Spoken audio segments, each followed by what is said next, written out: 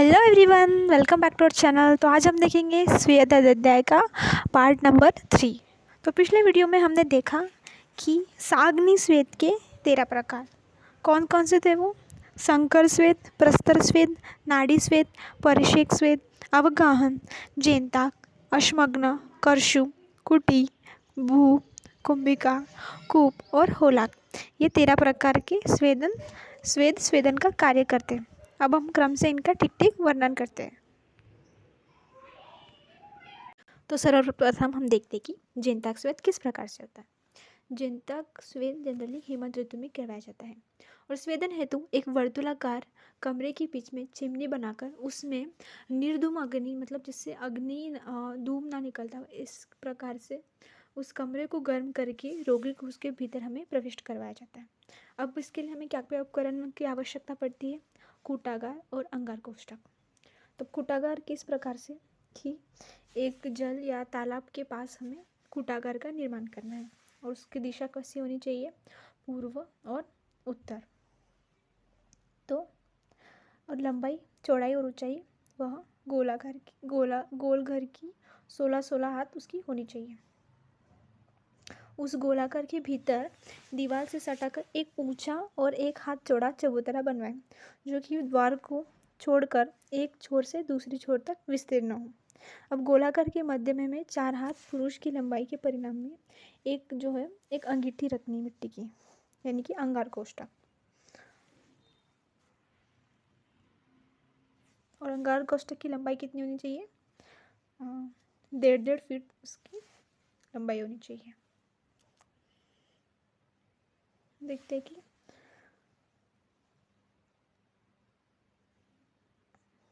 अब अंगार कोष्ठक को हमें किस प्रकार से बनाना है।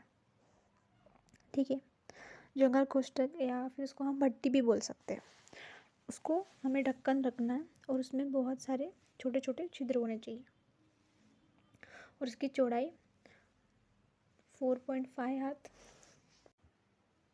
उस अंगीठी के खेलते बड़े पत्तों यानी पलाश की लकड़ियों से भरकर उसमें आग लगा देनी है।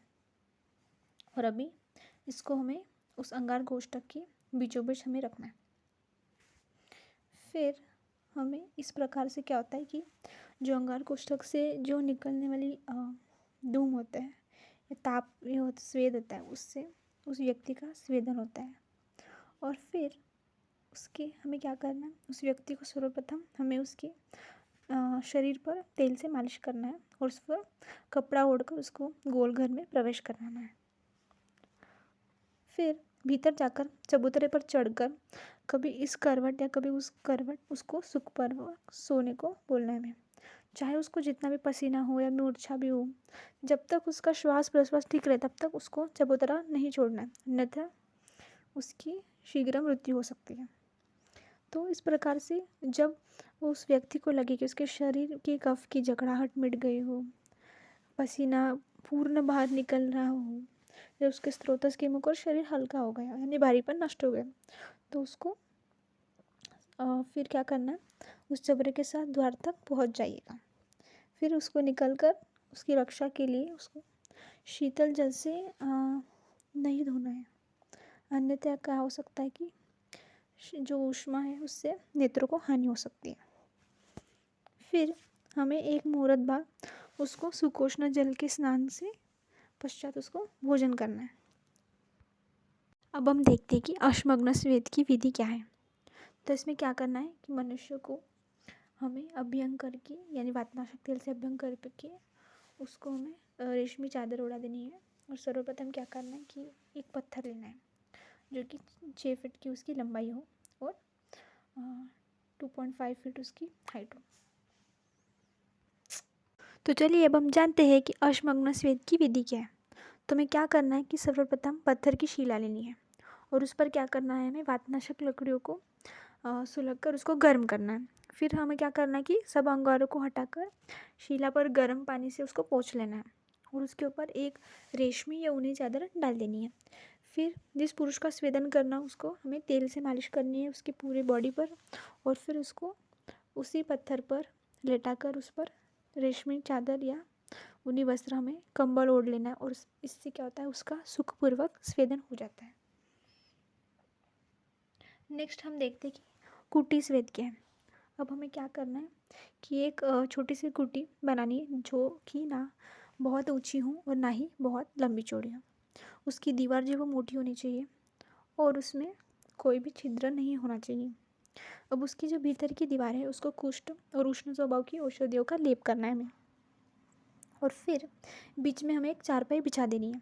उस पर हमें क्या करना है कि रेशमी वस्त्र डालना है और ओढ़ने के लिए कुछ रख देना है। फिर हमें क्या करना है कि वातहर तेल से उस व्यक्ति की मालिश करके उसको वहाँ पर लेटा कर उस पर चद्दर ओढ़ के उसका सुखपूर्वक स्वेदन करना है। और उसके आसपास हमें क्या करना है कि निर्दुम अंगीठियाँ रखनी है जिससे उसका स्वेदन हो जाए। नेक्स्ट हम देखते हैं कि कर्षु स्वेद की विधि क्या है। अब कर्षु स्वेद किस प्रकार से होता है कि सर्वप्रथम हमें क्या करना है कि स्वेद योग्य स्थान पर और उसके प्रमाण को जानकर चारपाई के नीचे एक हमें गड्ढा खोदना है। अब उस गड्ढे में हमें क्या करना है कोयले और अंगारे भर देने डालकर और फिर से उस व्यक्ति को या रोगी को तेल की मालिश करके उस पर चादर उड़ाकर और उसको चारपाई पर लेटाकर हमें उस व्यक्ति का सुखपूर्वक स्वेदन करना है। अब देखते हैं भूस्वेद। भूस्वेद जो विधि है वो यानी कि यानी भूमि पर स्वेदन। तो इसकी विधि भी अश्मग्न स्वेद की तरह ही है पर हम उसको भूमि पर करना है, वही सेम प्रोसेस। अब इसमें क्या करना कि सर्वप्रथम भूमि पर हमें वातनाशक काष्ठ को जलाना है। फिर उसको व्यक्ति को जिसका अभ्यंग किया उसको चादर उड़ाकर हमें उसका स्वेदन करना है। यानी कि भूमि पर गर्म पानी की छींटे मारकर फिर चादर बिछानी और रोगी को लिटाना है। नेक्स्ट हम देखते हैं कुंभी स्वेद। कुंभी यानी कि मटका। तो ये किस प्रकार से होता है कि सबसे पहले हमें वातर औषधियों का क्वाथ से भरे हुए एक मटका बनाना है और उसको हमें कितना आधा या 3/4 भाग जो है उसका हमें भूमि में गाड़ देना है। फिर उसके ऊपर चारपाई डालनी है ये और फिर उसके ऊपर एक पतला सा मतलब बिस्तर बिछा देना है और उसके ऊपर फिर स्वेदन करके उस मनुष्य को उसके ऊपर चादर डालकर इस प्रकार से हम स्वेदन करते हैं। और उस मटके के अंदर हमें अंगारी लोहे के गोले आगे सब तपाकर डालना है जिससे कि उसका स्वेदन हो जाए। नेक्स्ट हम देखते हैं कि कूप स्वेद किस प्रकार से होता है। अब कूप स्वेद में हमें क्या करना है कि कूप यानी कुआं चारपाई की लंबी चौड़ाई के हिसाब से लंबा चौड़ा और चारपाई की लंबाई से दुगना गहरा हमें कुआं और अच्छे से वायु के वेग से रहित स्थान में बनाकर भीतर से उसको हमें लेप लगा लेना है वातनाशक औषधियों का लेप। और फिर गाय घोड़ा गधा ऊंट इनकी हमें सूखे उपले लेने हैं और फिर उसमें भरकर हमें उनको जला देना है और फिर वह निर्धूम होने तक हमें जलाना है। उसके बाद एक व्यक्ति को लेना है हमें उसको वातनाशक तेल से अभ्यंग करके उसके ऊपर चादर ओढ़ा के इस प्रकार से हम उसका स्वेदन करते हैं। नेक्स्ट हम देखते हैं कि होलाक स्वेद की क्या विधि है। होलाक स्वेद में क्या करना है कि चारपाई की लंबाई चौड़ाई जितनी हो उतनी ही हमें दीतिका की बोरसी को कुपस्वेद में बताई गई पशुओं को पुनः वही सूखी लीद लेकर उसको हमें निर्धूम अंगीठी बनानी है और इस प्रकार से अभ्यंग करके हमें उसका स्वेदन करना है। अब हम देखते हैं कि स्वेद के कौन कौन से प्रकार हैं। तो स्वेद के हमने 3 प्रकार प्रथम द्वंद्व द्वितीय द्वंद्व और तृतीय द्वंद्व। प्रथम द्वंद्व में एकांग स्वेद और सर्वांग स्वेद। द्वितीय द्वंद्व हमें देखना है कि सहाग्नि के 13 प्रकार और निराग्नि के 10 प्रकार के स्वेद और तृतीय में स्निग्ध और तुक्ष स्वेद। तो अब हमने सहाग्नि के स्वेद देख चुके हैं 13 प्रकार के। तो अब हम निराग्नि स्वेद के बारे में जानते हैं। तो अब निराग्नि स्वेद में एक श्लोक आया व्यायाम उष्ण सदनम गुरु प्रावरम अंशुदा बहुपानम भय क्रोधावपनाह आहवातपः स्वेदयन्ती दशेतानि नरमाग्नि गुणादुते।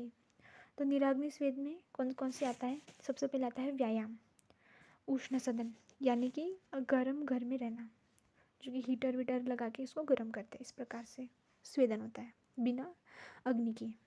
गुरु प्रावरण यानी कि बहुत ज़्यादा हम अगर भारी कपड़े पहन ले तो उससे भी हमारा स्वेदन हो सकता है।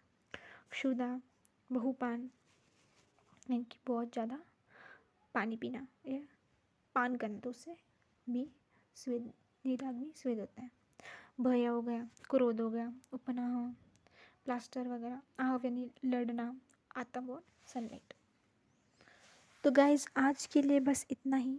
तो इसी के साथ हम स्वेद अध्याय का चैप्टर कंप्लीट करते हैं। तो अगर आपको हमारी वीडियो पसंद आई हो तो प्लीज़ चैनल को लाइक, सब्सक्राइब एंड कमेंट करना ना भूलें, क्योंकि यहीं से शुरू होती है हमारी आई प्रेप की जर्नी। तब के लिए तो guys thank you for watching and तब के लिए बाय बाय।